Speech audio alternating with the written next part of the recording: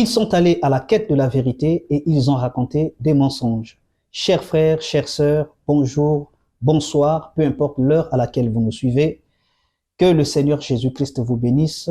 Je vous prie de liker, de vous abonner et de commenter, de partager l'émission, car le sujet d'aujourd'hui, nous allons parler sur l'accusation selon laquelle William Aaron Branham serait un franc-maçon. Et je pense que c'est un sujet que vous avez beaucoup entendu circuler dans des caniveaux des réseaux sociaux et nous nous sommes réservés le droit de désarticuler cette assertion. Il y a de cela 2 ans, donc précisément en 2024, j'avais eu à faire un débat sur Télé Congo avec un co-débatteur, un monsieur qui a fait son tourisme dans le message et par après, il commence à faire du bruit par-ci par-là, comme quoi Frère Branham serait franc-maçon, il serait occultiste, etc., etc. Donc aujourd'hui, nous allons évoquer ce sujet. Mais avant tout, j'aimerais que nous puissions lire la parole de Dieu, parce que c'est toujours bien de baser notre argumentaire sur ce que les Saintes Écritures disent. Je vais vous inviter à prendre le livre de Proverbes, au chapitre 26, verset 5. La Bible dit ceci: « Réponds à l'insensé selon sa folie, afin qu'il ne se regarde pas comme sage. » Le démon, voilà, Matthieu chapitre 9, verset 33 à 34. Le démon ayant été chassé, le muet parla, et la foule étonnée disait: jamais pareille chose ne s'est vue en Israël. Mais les pharisiens dirent: c'est par le prince des démons qu'il chasse les démons. Matthieu chapitre 5, verset 11 à 12. Heureux serez-vous lorsqu'on vous outragera, qu'on vous persécutera et qu'on dira faussement de vous toutes sortes de mal à cause de moi. Réjouissez-vous et soyez dans l'allégresse, parce que votre récompense sera grande dans les cieux, car c'est ainsi qu'on a persécuté les prophètes qui ont été avant vous. Matthieu 23, 34. C'est pourquoi voici je vous envoie des prophètes, des sages et des scribes. Vous tuerez et vous crucifierez les uns, vous battrez de verges les autres dans vos synagogues, et vous les persécuterez de ville en ville. Jésus nous promet ici qu'il nous enverra des prophètes. N'en déplaise à ceux qui disent que le temps des prophètes est passé. Aujourd'hui, Dieu nous parle par le Fils et par conséquent, le temps des prophètes est passé. Jésus nous a fait la promesse et nous croyons en cette promesse qu'il a faite. Il a dit qu'il nous enverra des prophètes. Donc, le temps des prophètes, selon Jésus, n'est pas passé. Ésaïe chapitre 11, verset 1 à 3. Puis un rameau sortira du tronc d'Isaïe et un rejeton naîtra de ses racines. L'esprit de l'Éternel reposera sur lui. Esprit de sagesse et d'intelligence, esprit de conseil et de force, esprit de connaissance et de crainte de l'Éternel. Il respirera la crainte de l'Éternel. Il ne jugera point sur l'apparence. Il ne prononcera point sur un oui-dire. La particularité du Seigneur Jésus-Christ, le juste juge, c'est quelqu'un qui ne jugera pas les gens par l'apparence et qui ne condamnera pas les gens par des oui-dire. On a entendu les gens dire que c'est un magicien et donc c'est un magicien. On a entendu des gens dire qu'il est ceci et donc s'il est ceci. Il faut être juste. Un juste juge ne juge pas par un oui-dire.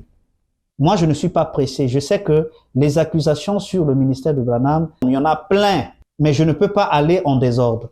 Je commence d'abord sur la partie occulte, les accusations en rapport avec l'occultisme. Je reste là. Une fois que j'aurai fini avec toutes les accusations concernant l'occultisme, alors je vais maintenant m'attaquer à la vraie question qui est la doctrine de Branham. Donc, il faut d'abord que je finisse, que j'emmène ces gens jusqu'au bout de leur retranchement, parce que je suis en train de me rendre compte que plus nous faisons ces émissions, ils parlent maintenant de moins en moins d'Agopian, de tout ça. Ils entrent maintenant dans des histoires. Ah non, le plagiat, la doctrine, Branham a dit ceci, c'est pas ça. Branham a dit ceci dans la Bible, c'est pas ça. Ils parlent de moins en moins du côté occulte. Ça veut dire tout simplement qu'ils ont compris que ce qu'ils ont raconté, c'était un mensonge. Cela ne cadre pas avec la réalité. Eh bien, ils sont en train d'aller vers la doctrine. Mais ne vous en faites pas. On va boucler d'abord l'accusation sur l'occultisme de Branham et après, nous allons venir maintenant sur la doctrine. Posez-leur la question. Posez ces questions. Je me tue à poser ces questions-ci et je ne trouve pas de réponse. Quand vous posez une question, il vous balance un lien d'un caniveau dans les réseaux sociaux. Moi, je n'ai pas besoin de ces liens de caniveau. C'est toi qui crois que Branham était magicien, il était occultiste. Si je te demande, prouve-moi, c'est toi qui dois parler. Ne m'envoie pas de liens. Parce que si tu m'envoies de liens, moi, je vais te poser la question. Prouve-moi que ce que le monsieur l'a dit est crédible. Tu ne pourras pas me le dire. Ils vont simplement vous dire, allez sur les réseaux sociaux, allez sur... Nous, on ne peut pas aller comme ça. Les réseaux sociaux, c'est tout le monde qui va raconter n'importe quoi là-bas. Dis-nous le nom de la personne qui a dit ça et nous allons voir sa crédibilité. Depuis que Frère Branham est mort, on n'a jamais vu un seul franc-maçon venir dire que Branham était notre frère de la loge. Depuis que Branham est mort, on n'a jamais vu, même Agopian en question. Agopian est mort en 1990. Branham est mort en 1965. Donc Agopian pouvait avoir tout le temps de dire aux gens, c'est moi qui ai initié Branham. Même Agopian lui-même, il n'a jamais sorti ça de sa bouche, que c'est moi qui ai initié Branham. Vous avez trouvé ça où? On n'a jamais vu un seul occultiste reconnu comme tel, ou même un fantaisiste occultiste venir dire que dans notre époque, c'est moi, Branham était notre frère de la loge. Aucun seul. Aucun Odd Fellow est venu dire que Branham était notre frère de la loge. Aucun Schreiner est venu dire que Branham était notre frère de la loge. Mais non, ceux qui racontent ça, ils ont tiré ça où? C'est tout ce qu'on veut savoir. Il faut être assez stupide et assez bête. Il faut insulter sa propre intelligence pour croire des balivernes comme ça. Dans les questions et réponses du dimanche 15 octobre 1961, le matin, la question numéro 162, on pose la question à Frère Branham. On dit ceci. Frère Branham, est-ce mal d'appartenir à une loge telle que celle des francs-maçons après qu'on est devenu chrétien? Frère Branham répond, non monsieur, vous soyez chrétien où que vous soyez, peu importe où vous êtes, vous pouvez toujours rester un chrétien.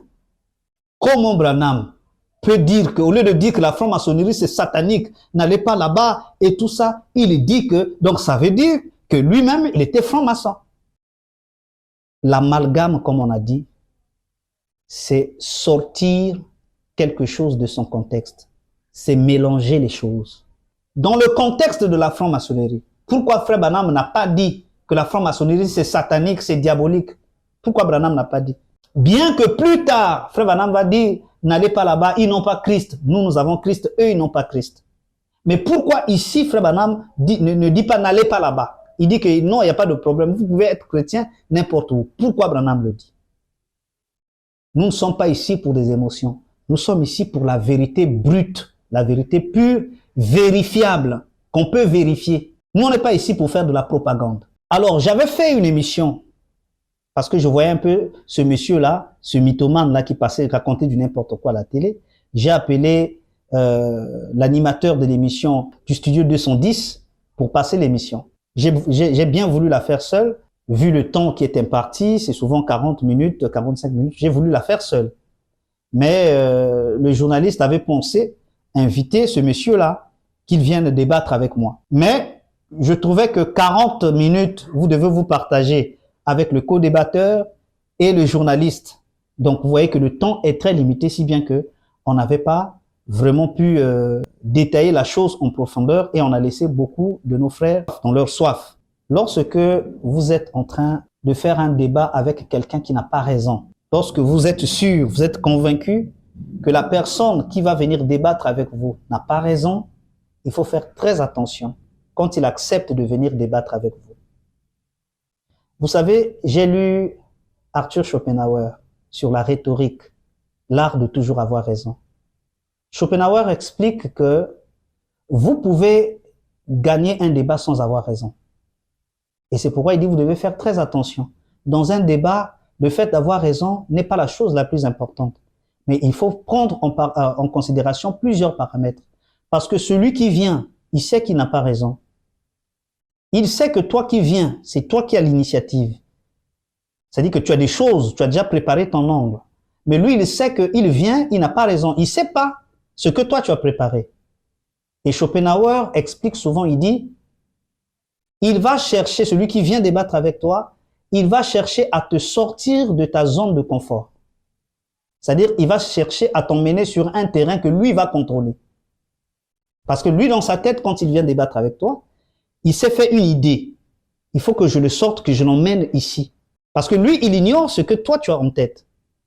Donc, le plus souvent, quand ils viennent, vous voyez, c'est souvent des attaques. Il va peut-être chercher à montrer que tu n'as pas le niveau de débattre avec lui. Tu n'as pas, en fait, pour que tu sois désaxé, que tu le suives. Et si tu commets cette erreur de le suivre dans cette tactique, tu ne vas plus présenter l'angle d'attaque que tu avais emmené et tu vas sortir de ta zone de confort et tu auras des difficultés à convaincre. C'est pourquoi, dans ce genre de situation, lorsque tu as en face de toi quelqu'un, surtout si tu sais que c'est toi qui as l'initiative, tu invites quelqu'un qui a tort, tu sais qu'il a tort, mais quand il vient, lui aussi, il sait que la personne qui m'invite dans le débat, je ne sais pas ce qu'il a préparé, mais il faut que je le sorte de sa zone de confort. Et c'est pourquoi vous allez voir un peu des attaques comme ça. Et moi, je vais t'apprendre, tu ne comprends rien. Si tu veux que si tu veux, je vais t'apprendre ça. Voilà, tu racontes n'importe quoi, tu ne maîtrises rien. Des choses un peu comme ça. En fait, c'est Schopenhauer qui explique ça. Il dit ce sont des attaques pour te déséquilibrer dans le débat. Mais tu dois rester serein. Tu ne dois pas suivre ces attaques. Il faut souvent laisser ces attaques passer et te focaliser sur l'essentiel. Et c'est pourquoi, vous voyez, quand je restais sur il disait toujours, ah non, mais toi, tu nous ramènes toujours là. Non, je te ramène là parce que ça, c'est mon plan que j'ai fait. Et je sais pourquoi je reste dans ce plan-là, parce que après, ça sera un coup fatal pour toi. Il faut aller affronter Mbota à la télé. Il faut aller affronter Mbota à la télé. C'est le nom de ce monsieur. Aller affronter Mbota à la télé et tout ça. Mais ça a été déjà fait il y a 2 ans. Et vous allez voir comment la personne a été ridicule. Vous allez voir combien cette personne, ce monsieur qui nie la divinité du Seigneur Jésus-Christ, qui ne croit pas que Jésus-Christ est Dieu, qui ne prie pas Jésus, il prie son Dieu, un Dieu imaginaire qui n'a pas de nom, et qui nie qu'il y aura la résurrection de mort, qui nie que Jésus reviendra, il ne croit pas que Jésus reviendra. Et c'est ce monsieur-là, avec un passé de triste mémoire, qui va m'affronter dans le débat. Mais vous tous qui avez demandé ça, je vais vous faire voir les morceaux choisis, et comme ça, chacun va se rendre compte combien cette personne est un mythomane, qui ne comprend pas ce qu'il dit, et tout ce qu'il dit est basé sur des mensonges. Peut-être que beaucoup ici qui suivent ne le savent pas. La franc-maçonnerie, à la base, c'était une association des chrétiens. La franc-maçonnerie n'était pas une affaire des occultistes. Vous allez lire ça dans l'histoire de la franc-maçonnerie. Ce sont les pasteurs protestants qui ont créé la franc-maçonnerie. Je parle des 2 personnalités les plus célèbres dans la création de la franc-maçonnerie moderne. Je parle de la franc-maçonnerie moderne. Il y a Desaguliers et il y a Anderson.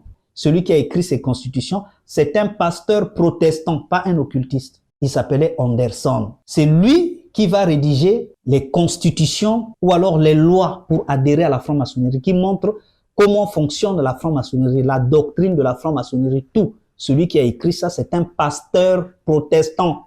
Écoutez ce que dit la Constitution.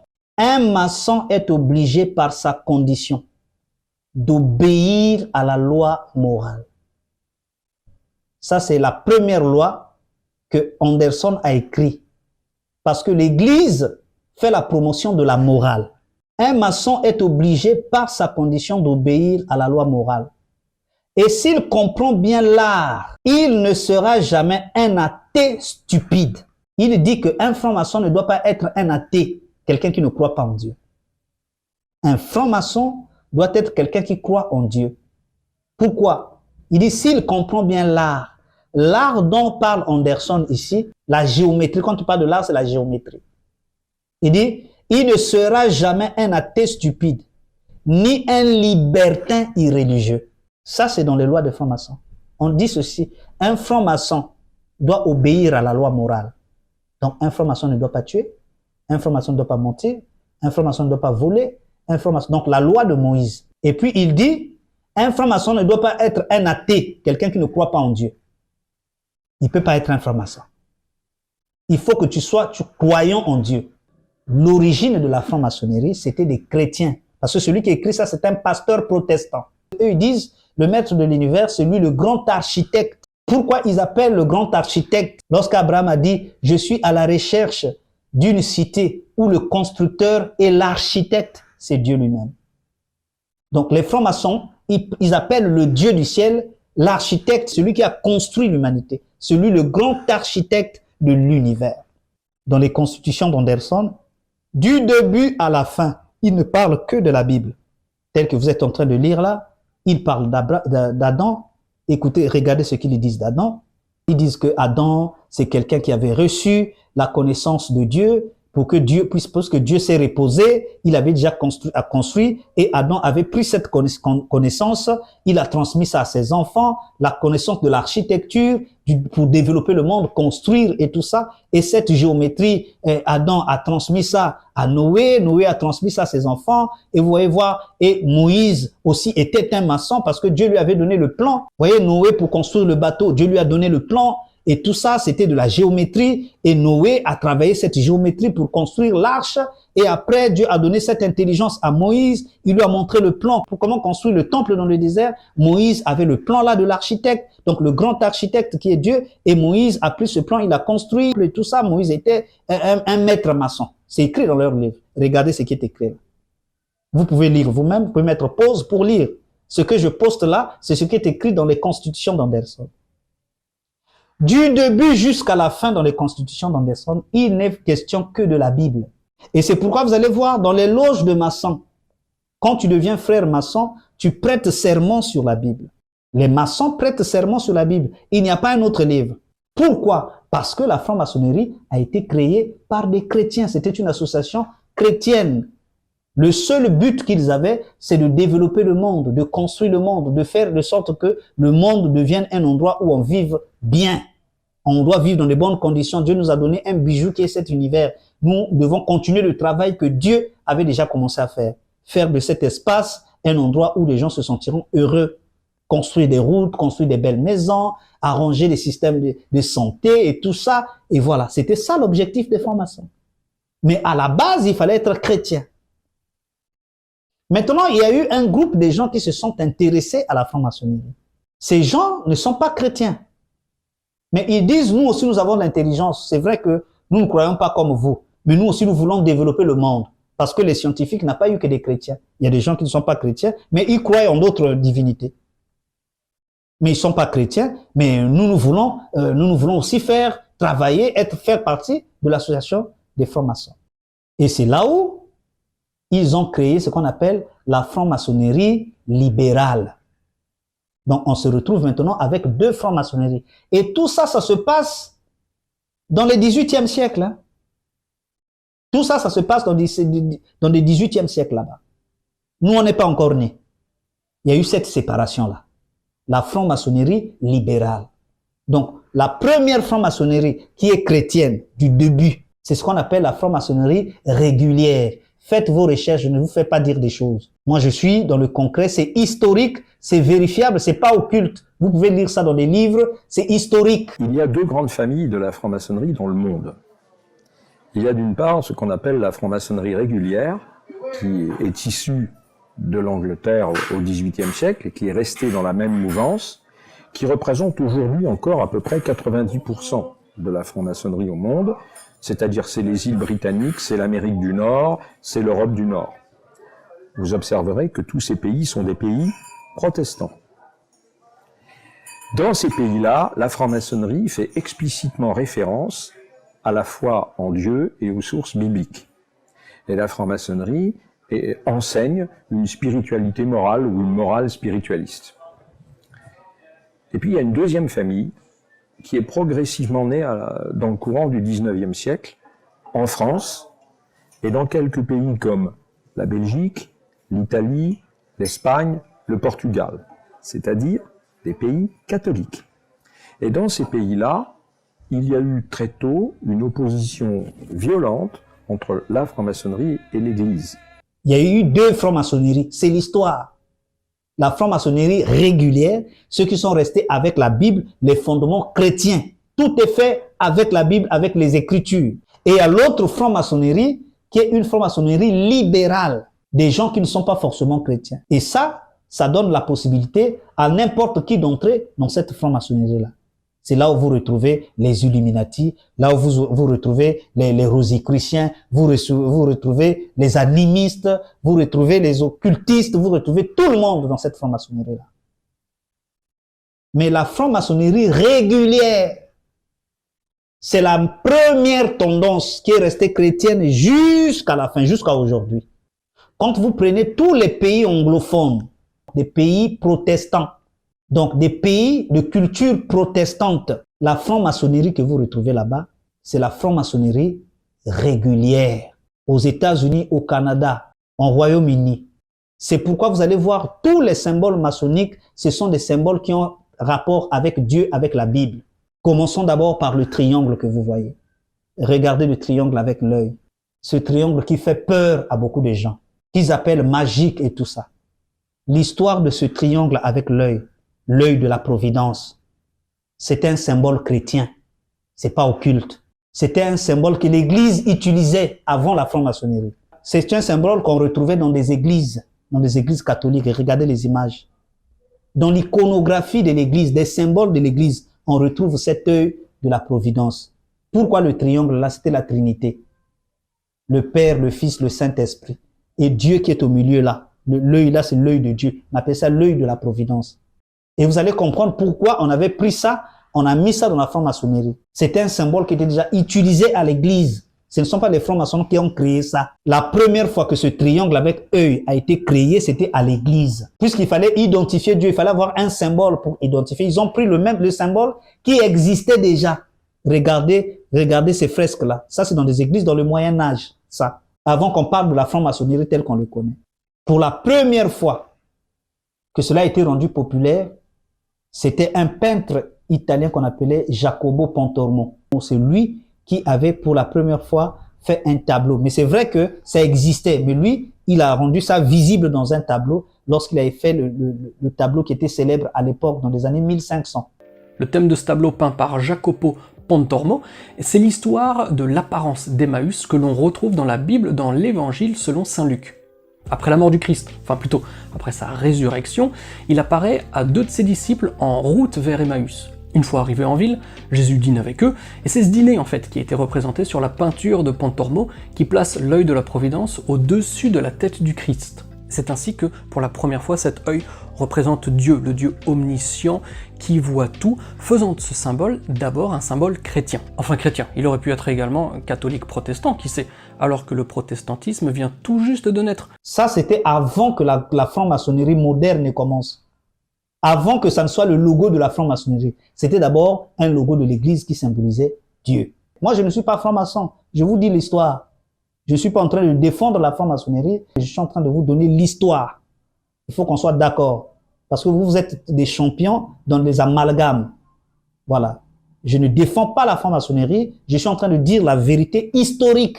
La franc-maçonnerie a été créée par des pasteurs protestants. Les symboles maçonniques sont des symboles avant tout chrétiens. Maintenant, à l'époque, George Washington, il y a un pasteur qui lui a écrit pour lui dire « Nous avons appris que il y a des occultistes qui veulent infiltrer la franc-maçonnerie ici aux États-Unis. Des gens qui ne croient pas en Dieu. » Celui qui a écrit la lettre là, c'est le pasteur Snyder. Il a écrit la lettre à George Washington, le président des États-Unis. Il a écrit cette lettre-là le 22 août 1798.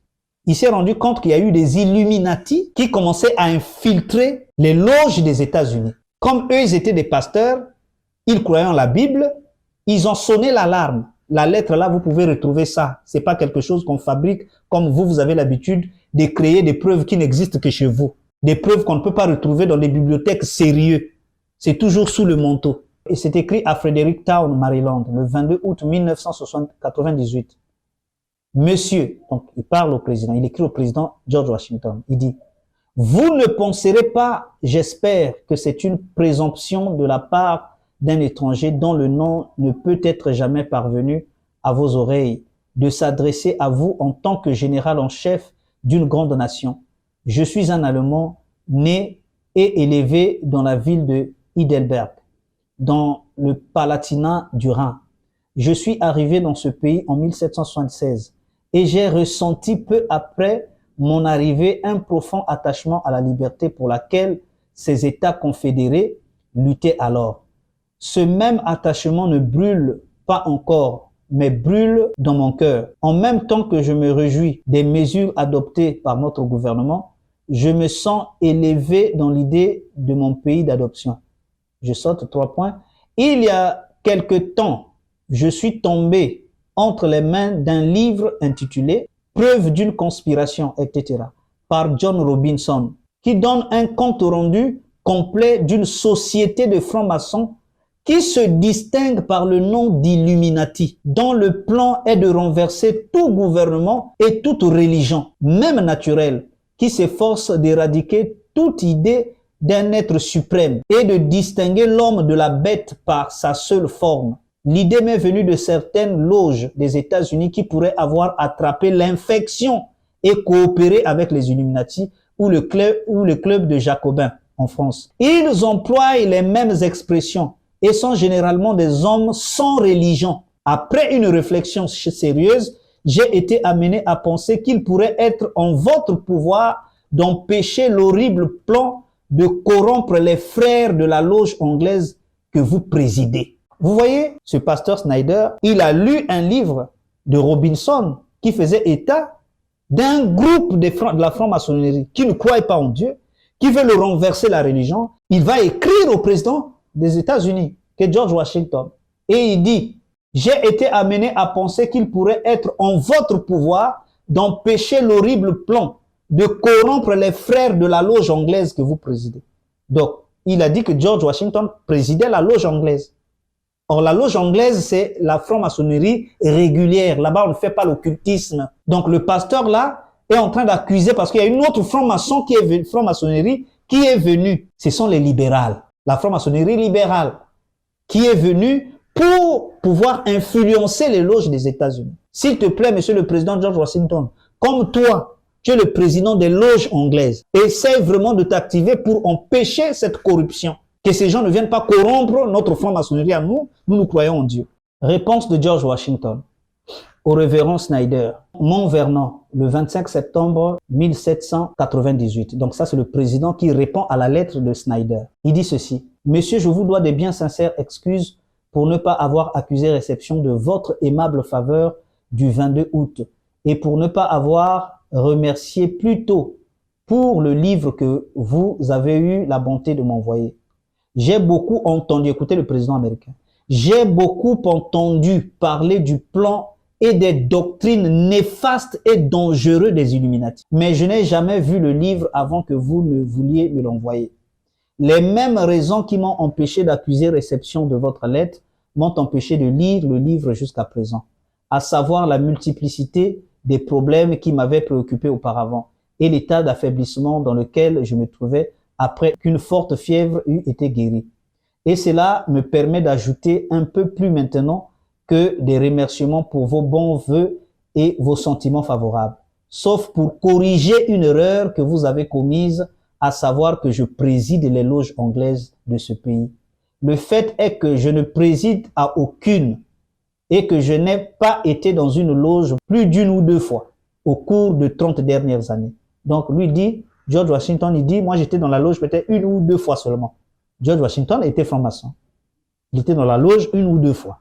Donc le pasteur là pensait que lui, il présidait la loge. Le fait est que je ne préside à aucune et que je n'ai pas été dans une loge plus d'une ou deux fois au cours des 30 dernières années.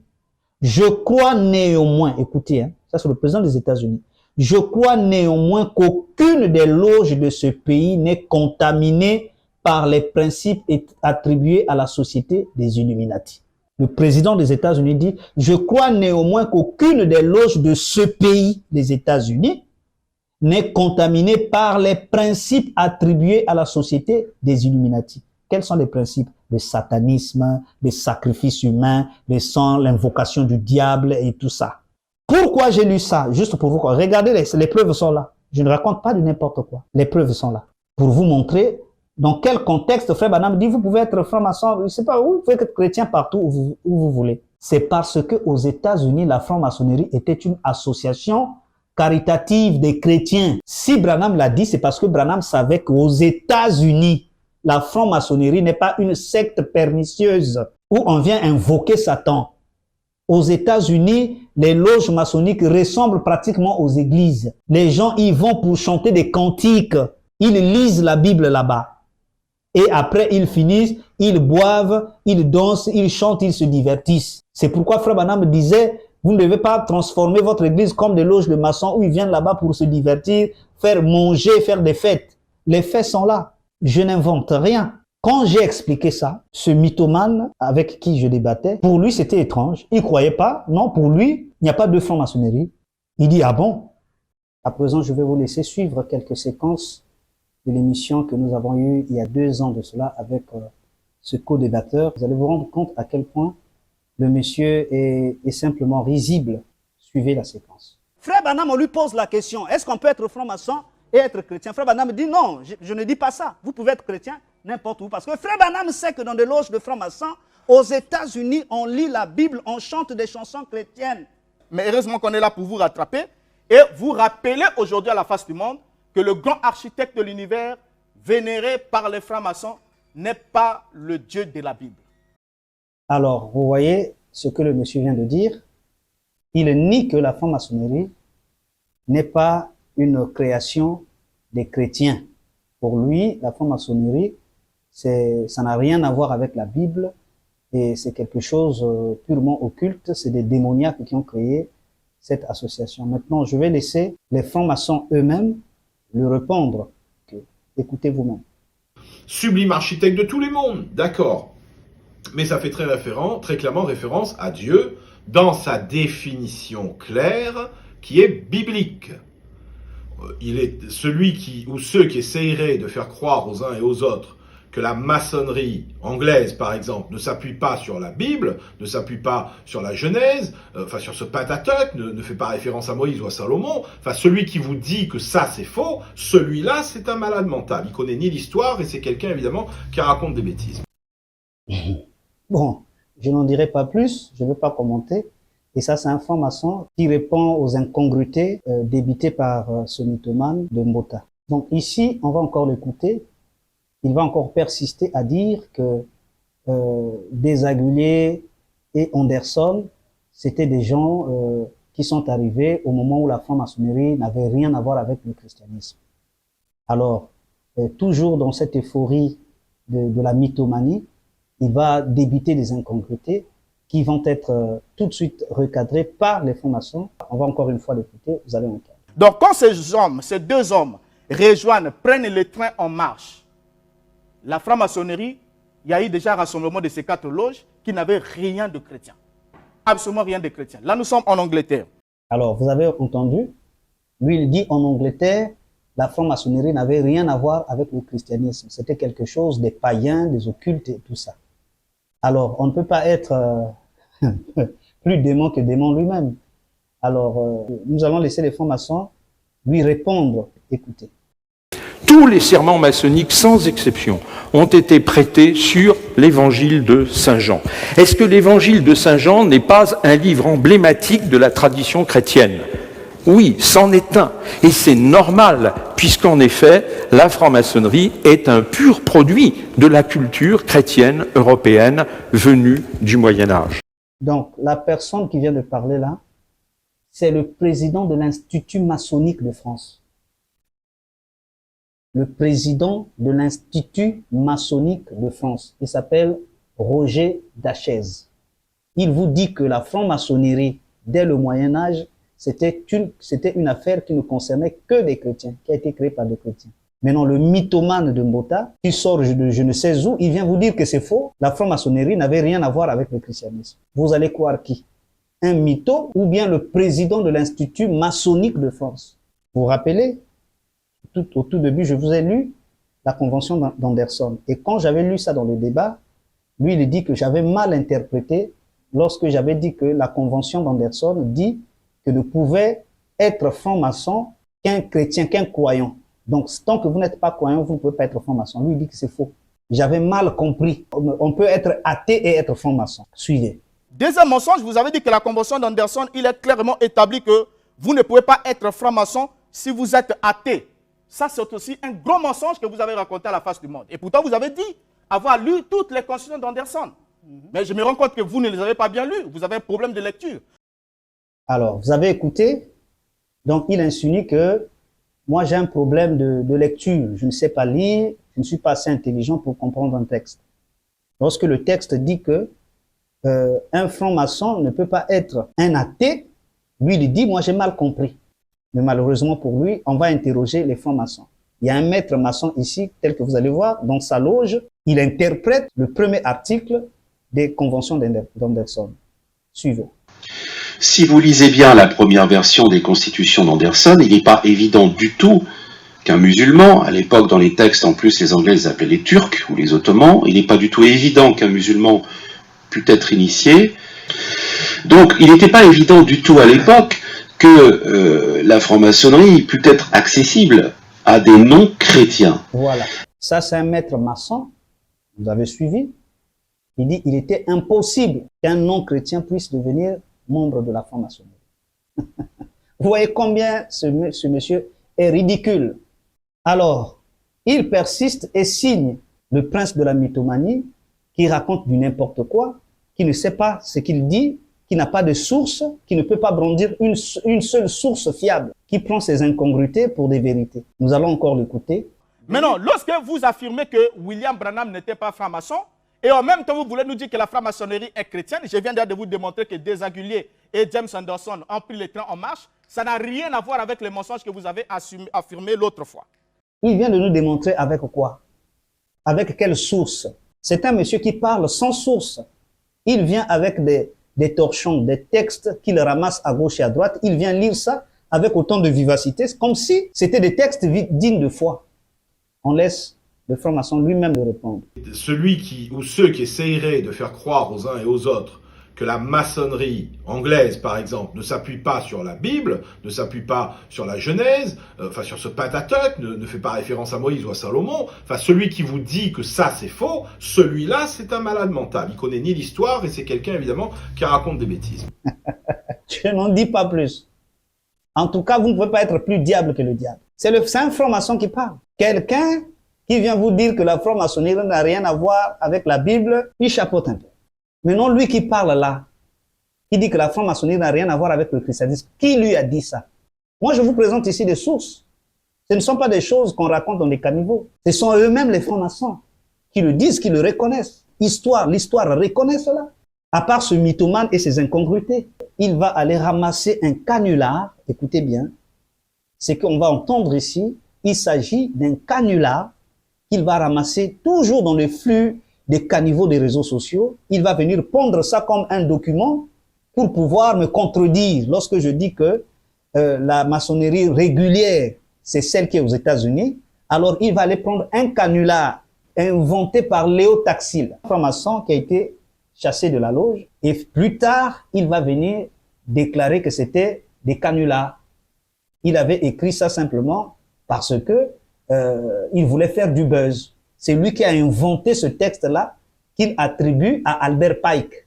Et Léo Taxil s'était repenti en public devant la salle, bondée des gens. Regardez, je vous poste ici, mettez pause et lisez sur Léo Taxil à propos d'Albert Pike.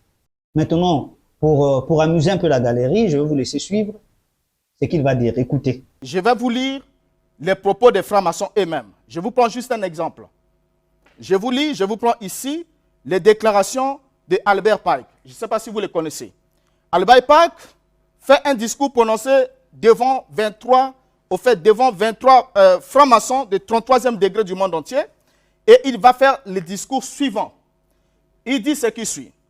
Général Albert Pike, grand commandeur souverain pontife de la franc-maçonnerie universelle, donnant des instructions aux 23 conseils suprêmes du monde entier qui étaient réunis. Il leur dit ce qui suit. Ce que nous devons dire à la foule, c'est que nous adorons un Dieu. Mais c'est le Dieu que l'on adore sans superstition. À vous, souverain, grand inspecteur général, nous disons cela et vous pouvez le répéter aux frères de 32e, 31e et 30e degré. La religion maçonnique doit être maintenue pour nous tous, initiés de haut degré, dans la pureté de la doctrine luciférienne. Si Lucifer n'était pas Dieu, Adonai, le Dieu des chrétiens, dont les actes prouvent la cruauté, la perfidie et la haine de l'homme, la barbarie et la répulsion pour la science, Adonai et ses prêtres les calomnieraient-ils? Oui, Lucifer est Dieu. Et malheureusement, Adonai est aussi Dieu.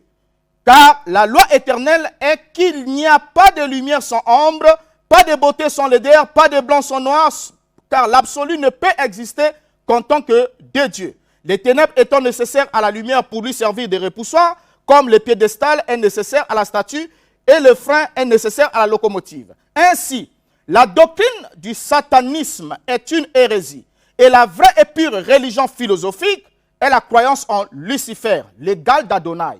Mais Lucifer, Dieu de la lumière et Dieu du bien, lutte pour l'humanité contre Adonai, le Dieu des ténèbres et du mal. Ça, ce sont les paroles de Albert Pike, un grand franc-maçon, et il les a déclarées. Il est dans la franc-maçonnerie américaine que vous dit être resté pur. Et il les déclare devant les francs-maçons du monde entier, réunis. Il présente qui est-ce qu'ils adorent. Cette réunion n'a jamais eu lieu. C'est un canular, un tract inventé par un journaliste français du 19e siècle qui s'est répandu par après. C'est un texte qui n'a ni tête ni queue. Et ce sont là les sources de M. Mota, le prince de la mythomanie. Donc, je n'ai pas trop à vous démontrer que les accusations sur Frère Branham, c'est simplement de la folie. Quelqu'un qui est intelligent comprend. Alors, il va finir par insinuer, il va dire que, et vous savez, l'église du message, c'est des églises où on prépare les francs-maçons, où on forme les francs-maçons. Maintenant, moi, je vais lui poser une question. Puisque lui, il dit aux gens qu'il était le meilleur prédicateur, ce qui est faux, mais lui, on l'a connu, quelques têtes qui le connaissaient là, qui dans le monde le connaissaient. Il a commencé à avoir la visibilité en injuriant Frère Branham. S'il n'injuriait pas Branham, qui devait le connaître? Ce sont des gens qui tirent leur survie en insultant Branham. S'il arrête d'insulter Branham, il est mort. Il disparaîtra comme le sel dans l'eau. Ils sont obligés de critiquer Branham parce que après, s'ils ne critiquent pas Branham, ils disparaissent. C'est une survie. Toi, tu as fait 15 ans dans le message. Tu étais devenu pasteur, tu gérais une église. Ton initiation a été faite où? Tu dois montrer à tout le monde où est-ce que tu as eu ton initiation. Et vous allez voir, il va se mettre à balbutier, malheureusement. Suivez. Et lui qui était dans le message, qui nous dise il avait quel grade, puisqu'il a dit que tous les tabernacles de Branham, c'était de loges maçonniques. Lui, sa loge était où? Qui nous dise.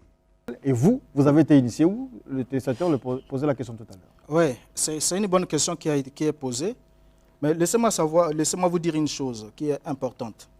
Je n'ai pas été officiellement initié, en quoi qu'il en soit. La question que je pose, est-ce qu'on peut être pasteur dans le message et ne pas savoir qu'on est de la franc-maçonnerie? Non, on ne peut pas être pasteur dans le message et ne pas savoir qu'on est de la franc-maçonnerie quand on n'a pas l'esprit de l'ouverture. Vous avez l'esprit de l'ouverture? Lorsque vous avez l'esprit de l'ouverture, vous allez découvrir, parce que William Branham a eu à fermer d'abord des portes à tout le monde. Question, vous, oui. À l'époque, lorsque vous étiez, parce qu'on m'a dit que vous étiez parmi les meilleurs prédicateurs du message de William Branham, est-ce que vous avez l'esprit ouvert pour comprendre que vous étiez dans la franc-maçonnerie déjà, à cette époque-là? Non, nous n'étions pas, dire que j'étais personnellement dans la franc-maçonnerie. Non, vous avez compris, vous avez pris. Bon, on n'en dit pas plus. Vous comprenez que c'est des aventures. Donc, tu as fait 15 ans dans le message. Tu es devenu pasteur, tu n'as pas été initié. Alors que le message de Branham, c'est là où on initie les gens dans la franc-maçonnerie. Qu'est-ce qu'on va dire de plus?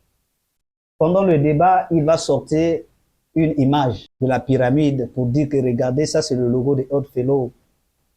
Ce sont les Odd Fellows qui ont enterré Frère Branham. Ce sont ses frères Odd Fellows. Ce n'est pas Odd Fellow qui a enterré Frère Branham. C'est sa femme qui l'a enterré.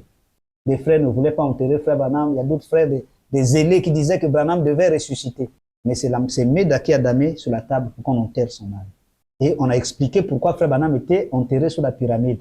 L'émission existe. Si vous voulez suivre ça, allez suivre. Je crois que c'est la deuxième émission qu'on avait fait. Allez-y suivre ça pour comprendre pourquoi on enterrait Frère Branham sous la pyramide. Mais il dit que le logo qu'il a présenté là, c'est le logo de Odd Fellow. Je lui ai démontré que c'est faux et j'ai lancé un défi à tout le monde. Que je connais le logo de Odd Fellow. Ça, ce n'est pas le logo de Odd Fellow. Si des gens trouvent ce logo-là, qu'ils tapent sur Internet, s'ils trouvent ce logo sur Internet, même vous qui regardez, si vous trouvez le dessin là, le logo qu'il a montré là, si vous retrouvez ça sur Internet, c'est que je suis un faux pasteur. Regardez le logo de Odd Fellow, c'est ça. Ce que vous êtes en train de suivre, regardez sur l'image. C'est ça le logo de Odd Fellow. Ça n'a rien à voir avec ce que ce mythomane est en train de présenter à la télé. le logo des Odd Fellows, la loge dans laquelle Branham faisait partie, dans laquelle se trouvait George D. Ark, ses premiers collaborateurs des premières églises pendant qu'il était avec Oral Davis. Et quand vous regardez, ramenez ces images s'il vous plaît, quand vous regardez ces images, vous allez vous rendre compte qu'il y a une similitude absolue entre la tombe de William Branham, ce qui prouve que ce sont ceux qui sont en bas qui ont enterré William Branham dans une pyramide. Il nous a balancé une image ici de la tombe de Frère Branham et en bas, ce qui serait le logo des Odd Fellows. Mais je vous dis encore une fois, c'est un montage odieux. Moi, je connais le logo des Odd Fellows. Ça, ce n'est pas le logo des Odd Fellows. Vous qui êtes sur Internet, allez sur Google, tapez logo de Odd Fellows, vous ne verrez pas ça. Si quelqu'un trouve cette image-là, qu'il dise que je suis un faux pasteur. Voilà. Bon, je vous donne aussi à vous, hein. Si vous pouvez trouver ça, envoyez-moi ça. Donc, moi, je ne sais pas ce monsieur où est-ce qu'il va trouver ces choses-là. Moi, mes sources à moi sont claires, sont limpides, vous pouvez le trouver n'importe où. Mais ce monsieur, je ne sais pas où est-ce qu'il trouve ses sources. Alors, pendant le débat, j'avais lu une citation où Frère Branham dit que il est le seul dans sa famille qui n'est pas franc-maçon, ni Schreiner, ni quoi que ce soit, qui n'appartient à aucune loge. Il dit que c'est faux. La citation là, ça a été mal interprété, ça a été mal traduit et tout ça, toujours dans l'amalgame. Frère Branham est clair, il dit que je suis le seul dans ma famille qui n'est pas franc-maçon. Les autres sont des maçons, sauf moi. Lui, il dit que ce n'est pas possible. Comment Frère Branham peut dire que toute sa famille est franc-maçon sauf lui? Est-ce que c'est normal? Toute sa famille est franc-maçon sauf lui. Si toute sa famille est franc-maçon, c'est que lui aussi il est franc-maçon. Quelqu'un qui va dire que je suis le seul chrétien dans ma famille, Mbota ne va pas croire. Il va dire donc, tu vas dire que tout le monde dans ta famille sont des païens sauf toi. Si ta famille sont des païens, c'est que toi aussi tu es païen. Donc la citation voulait dire l'inverse. Il dit ça dans la prédication, la seconde venue, prêchée à Phoenix le dimanche 20 février 1955. Parce que moi je dis que Branham a dit qu'il n'est pas, il est le seul qui n'est pas maçon. Lui dit non, Branham a dit qu'il est le seul qui est maçon. Dans sa famille, c'est lui Branham qui est maçon. Branham a dit qu'il est franc-maçon.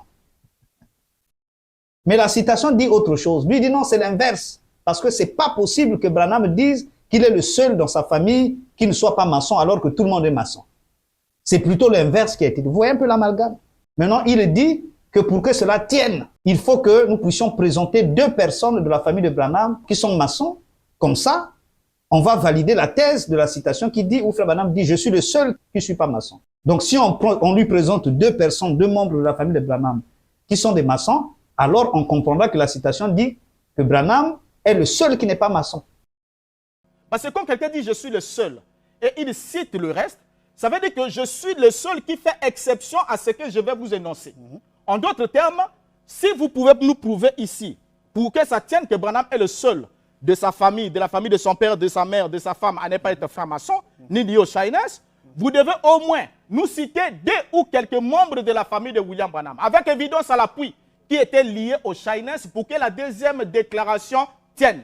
Voilà, vous avez entendu. Lui, il dit que pour que lui il puisse croire que Branham avait dit qu'il est le seul qui n'est pas franc-maçon, il faut qu'on lui présente 2 membres de la famille de Branham qui sont des maçons, pour que cette pensée puisse tenir. Mais malheureusement, au cours de l'émission, toujours dans ses turpitudes, dans ses amalgames, il va se lier les pieds lui-même. Il va nous donner en fait lui-même la preuve que Branham, ce qu'il avait dit, était vrai. Que la thèse selon laquelle Branham était le seul qui n'était pas franc-maçon était vraie. Parce que lui-même va nous présenter 2 membres de la famille de Branham qui étaient des maçons. Écoutons-le. J'aimerais qu'on puisse nous balancer une image, là où nous voyons William Branham, qui, c'était le jour de la célébration du mariage de sa sœur qui va au fait aussi, qui était la seule, au fait, l'une des francs-maçons citées avec évidence, et vous ne pouvez pas le nier. William Branham est là dans son assemblée en train de célébrer le mariage de sa petite sœur. Sa petite sœur qui fait partie de la loge, qui était membre du Branham Tabernacle et en même temps membre de la loge maçonnique de l'Étoile d'Orient. Sa petite sœur. Il n'y a rien de plus rigolo que ça. Donc tu nous dis, moi pour croire que Branham était le seul à ne pas être franc-maçon, il faut me présenter 2 membres de la famille de Branham pour que je croie que Branham était le seul qui n'était pas membre. Mais lui-même, il vient sortir la petite sœur de Branham et il va dire que, et ce qui est vrai, il va dire que pour faire partie de la loge de l'Étoile d'Orient, des francs-maçons parce que ça, c'était une branche réservée aux femmes. La loge de l'étoile d'Orient. Et cette étoile d'Orient-là, c'est l'étoile que je vous ai posé la question. C'est l'étoile qui avait conduit les mages vers la naissance de Jésus. Quand on parle de l'étoile d'Orient, c'est cette étoile-là. Je vous ai dit que la franc-maçonnerie est née de la culture chrétienne. Ce sont des chrétiens qui ont créé la franc-maçonnerie, vous ne croyez pas. Là, il vient parler, non, il est de la loge de l'étoile d'Orient. Mais cette étoile d'Orient, c'est l'étoile que je vous ai posée lorsque j'ai parlé sur les zodiaques. Cette étoile d'Orient était un démon ou bien c'était un ange? Dites-moi. Jusqu'à aujourd'hui, je n'ai pas reçu de réponse. Donc, lui, il va dire que la petite sœur de Branham a été parrainée par un membre de la famille qui était aussi franc-maçon. Donc, on a 2 personnes de la famille. Alors, que dit frère Branham lui-même? Branham, est-ce que toi-même, on sait que la franc-maçonnerie, il y a 2, tout ça, mais toi-même, est-ce que tu incites les frères à devenir les francs-maçons? Moi, je ne veux pas lire la citation, il faut qu'on entende la voix de Branham lui-même parler. But the Mason Lodge will never take the place of the church or the blood of Jesus Christ. All my people are Masons. And now they're all right as a lodge, but it won't take the place of the church. And the trouble of it is you've got the church just no more than the Masonic Lodge or any other lodge. The church is a house of God where Christ lives and manifests himself amongst the people. That's right. The church can never compare with the world. How can your church entertainment ever compare with the Masonic Lodge or any of those people who can entertain? That's their grounds. Don't try to go over on their grounds. But we got something they haven't got. We got Jesus. Let them come over here if they want something. Stay in Christ. We have Jesus. They can't have Jesus until they come over here. And when we get over there, we're off of his ground. Apocalypse chapitre 5, verset 1. Donc la prédication, Apocalypse chapitre 5, verset 1. Prêché à Jeffersonville, Indiana, le dimanche 11 juin 1961, paragraphe 115. Branham dit ceci. Cette église, donc son église à lui, ceux qui croient le message, nous qui croyons le message de Branham, ce mythomane nous a dit ici que l'église du message, c'est l'endroit où on forme les francs-maçons et tout. On lui a posé la question, on lui a demandé, toi tu as été initié quand? Il a balbutié. Maintenant, écoutez Branham lorsqu'il parle de nous. Nous qui croyons son message, quelle est notre attitude face à la franc-maçonnerie? Je vous ai mis le son où Branham lui-même parle de ça. Mais comme il y a des gens qui n'aiment pas lire, qui ne comprennent pas l'anglais aussi, je préfère vous lire moi-même. La prédication Apocalypse chapitre 5 verset 1, Jeffersonville, le dimanche 11 juin 1961, paragraphe 115, Branham dit ceci. Cette église ne peut jamais se comparer au monde. Comment pouvez-vous, vous et le divertissement de votre église, vous comparer à la loge des francs-maçons ou à l'un de ces groupes de gens qui se divertissent? Ça, c'est leur domaine. N'essayez pas d'aller dans leur camp. Mais nous avons quelque chose que eux n'ont pas. Nous avons Jésus. Que eux viennent ici, s'ils désirent quelque chose. Demeurer en Christ. Nous avons Jésus. Ils ne peuvent avoir Jésus à moins qu'ils ne viennent ici. Et lorsque nous allons là-bas, nous sommes hors de son camp. Frère Branham est clair. Vous voulez que Branham parle en quelle langue? Vous voulez que Branham utilise quelle expression? Ça, ce sont les restrictions que Branham nous a laissées, nous qui croyons le message de Branham. Nous ne devons pas aller vers les francs-maçons. Mais ce mythomane de Mbota, il vous roule dans la farine comme des petits enfants et vous le suivez. Et vous écoutez ces ameneries-là, ces inepties. Et vous avez vu vous-même comment est-ce que c'est déboire pendant l'émission. Des inepties qu'il raconte. Deuxième citation. À qui irons-nous prêcher à Chautauqua, dans l'Ohio, USA, janvier 6 juin 1960, paragraphe 14. Branham dit, ainsi donc, telle voie paraît droite à un homme, mais son issue, c'est la voie de la mort. Il y a une voie que nous cherchons à suivre. Beaucoup sont membres des loges. Notre pasteur a enseveli sa belle-sœur l'autre jour. Nous avons essayé de la dissuader que sa loge ne l'emmènera pas au ciel. Mais comme elle était membre d'une certaine société dans une loge, en effet, la loge, c'est leur affaire. La loge, c'est leur affaire. Nous ne sommes pas ici pour condamner les hommes, des pécheurs pour avoir péché. Nous sommes ici pour condamner un homme qui est à un niveau plus élevé que ça. Nous sommes ici pour condamner le péché, pas le pécheur. L'homme ne perd pas sa vie du fait d'être un pécheur. Il perd sa vie parce qu'il refuse d'accepter sa vie. Et sa vie est en Jésus-Christ. Il est l'unique à avoir la vie éternelle. Alors, cette femme ne voulait pas renoncer à l'idée que sa loge était tout aussi bonne que n'importe quelle église ou n'importe quoi d'autre. C'était une femme qui souffrait du cancer et le pasteur l'a enseveli avant-hier. Frère Branham et le frère Neville ont tout fait pour faire comprendre à cette sœur-là que sa loge ne va pas remplacer l'église. Sa loge ne la sauvera pas. Il faut qu'elle donne sa vie à Christ. Elle disait que sa loge était tout aussi bonne que l'église. Parce que là-bas, il y a la Bible, on chante et tout. Branham dit non, c'est pas l'église là-bas. Et elle est décédée. Ça, c'est un franc-maçon qui peut parler comme ça. Qui vous a dit que Branham était franc-maçon? C'est qui? Les questions là, je les pose, je ne trouve pas de réponse. C'est qui a dit ça?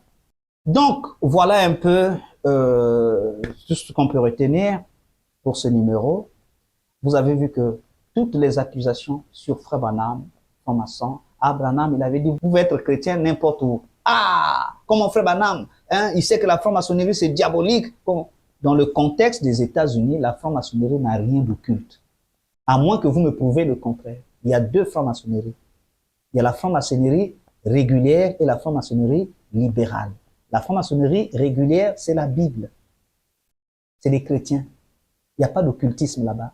La franc-maçonnerie libérale, c'est la franc-maçonnerie que vous trouvez en Europe, surtout dans des pays francophones, des pays catholiques. Les francs-maçonneries qu'on retrouve un peu en Afrique, un peu partout là.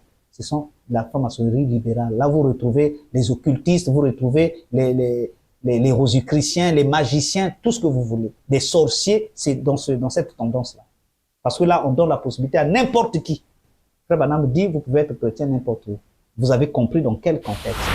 Merci beaucoup. Likez, partagez. Prochainement, nous allons parler d'une autre problématique qui est celle de la photo de l'ange. La photo de l'ange qui a été prise en 1950 à Houston.